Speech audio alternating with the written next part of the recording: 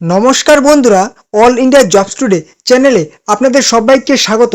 আপনাদের জন্য খুবই খুশির খবর, কৃষক বন্ধু প্রকল্প। হ্যাঁ, কৃষক বন্ধু প্রকল্প বন্ধ করা হচ্ছে না, চালু থাকছে কৃষক বন্ধু প্রকল্প। তবে পশ্চিমবঙ্গ সরকারের নতুন সিদ্ধান্ত, এবারে কিন্তু ভেরিফিকেশন করতে হবে প্রত্যেক কৃষক বন্ধুর উপভোক্তাদের।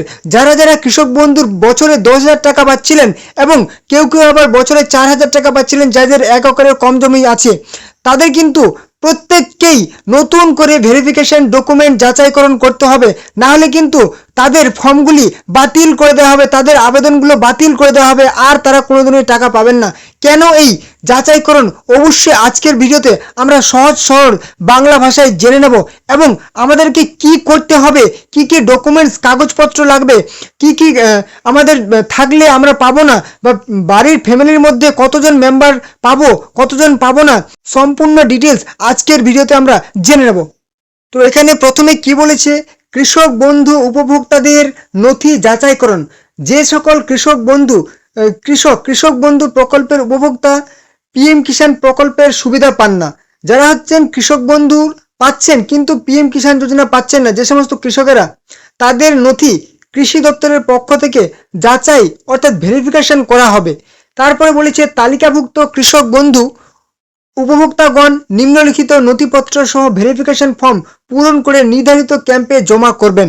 অর্থাৎ আপনাদের একটা ফর্ম দেওয়া হবে, সেই ফর্মটার সাথে নিয়ে আপনাদেরকে এই সমস্ত ডকুমেন্টসগুলো কিন্তু সাথে নিয়ে ফিল আপ করে জমা দিতে হবে। কি কি ডকুমেন্টস লাগবে? অবশ্যই আপনার নিজের ভোটার কার্ডের জেরক্স কপি লাগবে, ঠিক আছে, ভোটার কার্ড, এপিক কার্ড, এবং আপনার লাগবে সাথে আপনার হাজব্যান্ড বা আপনার ওয়াইফের কিন্তু লাগবে। এবারে বলেছে আধার কার্ডের জেরক্স প্লাস আপনার ওয়াইফের। তারপর বলেছে ব্যাংক পাসবইয়ের প্রথম পৃষ্ঠার জেরক্স আপনার লাগবে, সাথে আপনার হাজব্যান্ড বা ওয়াইফ, যদি আপনি পুরুষ হন আপনার ওয়াইফের লাগবে, যদি আপনি সেই মহিলা হন তাহলে কিন্তু আপনার সেই হাজব্যান্ডের লাগবে। তারপর বলেছে জমির রেকর্ডের আরওআর বা পর্চা লাগবে এবং রেকর্ডের বর্তমান বা সার্চিং কপি কিন্তু লাগবে। এবারে কিন্তু অনেকের প্রশ্ন হচ্ছে যে কত সালের লাগবে, সেটা কিন্তু অনেকেই একদম চিন্তার মধ্যে আছেন।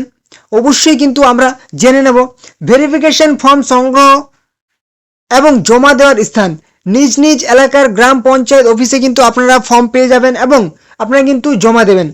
বলেছে বিবাহিত উপভোক্তাদের ক্ষেত্রে তাদের স্বামী বা স্ত্রীর উপযুক্ত নথিপত্রের জেরক্স জমা দিতে হবে। যাদের বিয়ে হয়ে গেছে, ঠিক আছে, তাদের কিন্তু স্বামী বা স্ত্রীর, পুরুষ হলে সেই স্বামী এবং স্ত্রী, এবং মহিলা হলে কিন্তু তার স্বামীর কিন্তু জেরক্স লাগবে।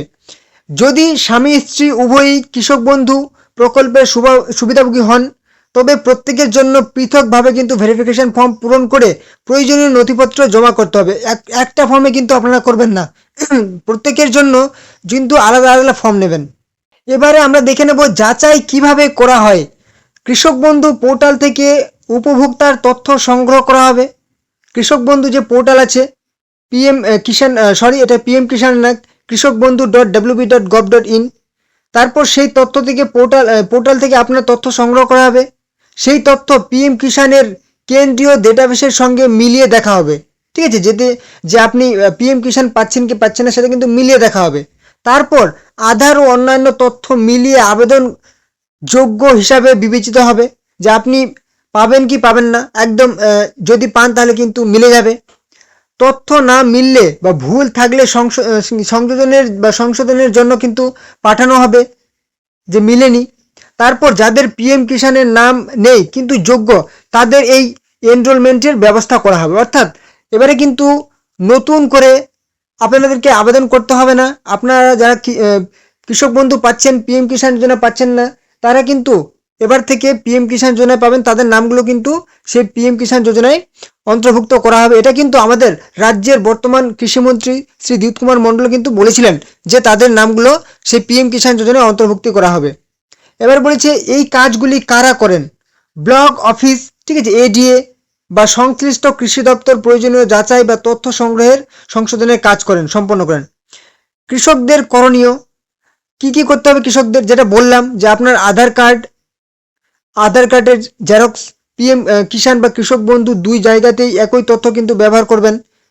পিএম কিষানে যেরকম দিয়েছেন বা কৃষক বন্ধু যেরকম দিয়েছেন, কোনো তথ্য ভুল থাকলে কিন্তু দ্রুত কৃষি অফিসে, ব্লক কৃষি অফিসে গিয়ে সংশোধন করবেন।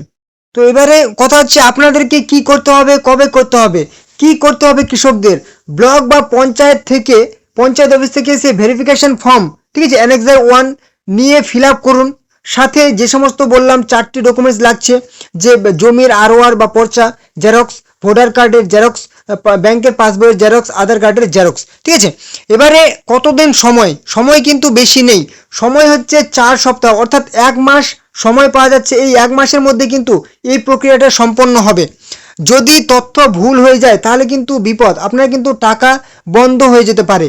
তো অতএব আপনি কিন্তু একদম সঠিকভাবে সেই তথ্য দিয়ে এবং সঠিকভাবে ফর্মটি ফিল আপ করুন। যদি কোনো রকম সমস্যা হয় অবশ্যই কমেন্টে জানাবেন, যদি কোনো রকম বুঝতে অসুবিধা হয়।